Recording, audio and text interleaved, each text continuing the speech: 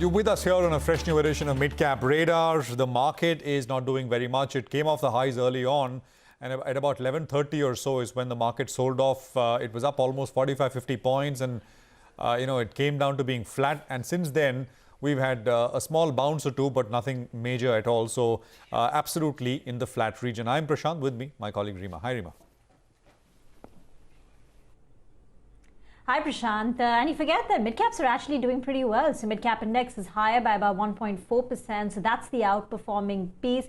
And over there, it's all the economy related stocks. So whether it's your auto ancillaries like a Bharat Forge or automakers like a Ashok Leyland post strong commentary coming in from the management, aviation names like Interglobe Aviation, travel related, Thomas Cook is higher, hotel stocks like Indian Hotels, EIH up and about in trade, PBR2 is up close to about 5%. So that's the pocket which is doing well. Economy related and the sectors and stocks which were directly impacted by COVID and got hit very hard in terms of stock price as well as in terms of an earnings performance, they're bouncing back on hopes of a recovery. But let's first run you through all the top headlines. Then we've got lots lined up for you in the next 30 minutes on this show.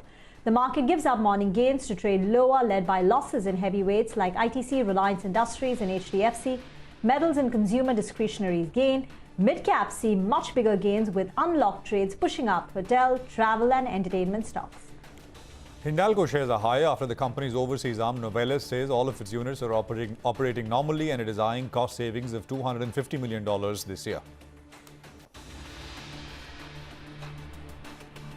Ashok Leyland reports a forgettable performance with abysmal sales, but stock takes a U-turn after the company says demand is picked up and they expect Q3 and Q4 to be better than the previous quarters, while Tata Power gains after modest earnings, floating of a solar asset InvIT and fund infusion from the parent. Prime Minister Modi launches a transparent tax platform, moves towards faceless assessments and appeals, also unveils the tax charter as promised in the union budget.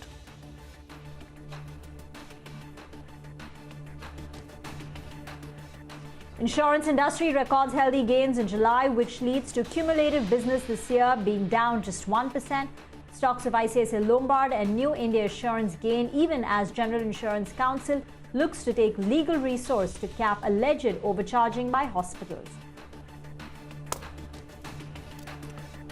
Okay, those are the headlines. We'll pick up on some of those in just a bit. Himanshu Gupta of Globe Capital Markets is joining us right now to take some questions. Himanshu, thanks for your time. Good to have you here.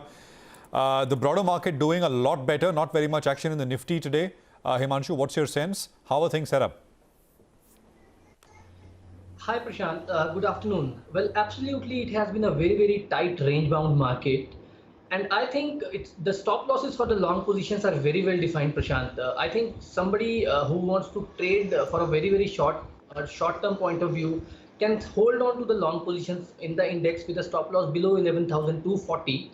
I think if at all this level is taken out, it will be confirmed that the markets are entering a short-term correction, and in that scenario, we might head towards 11,100 and 11,000 levels. But as long as the markets are holding on to above 11,300, 320 kind of range, I think that it continues to remain a sideways choppy market, and I don't even see a very optimism to take this market higher. So for me, the range for the day, I think, remains 11,250 to 11,350.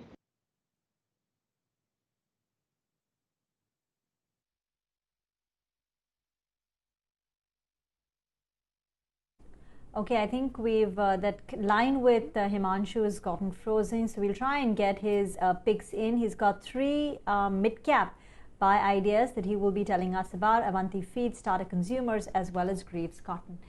Himanshu, you have some recommendations in the broader markets. Take us through them, and why do you like it? Yeah, hi, sure.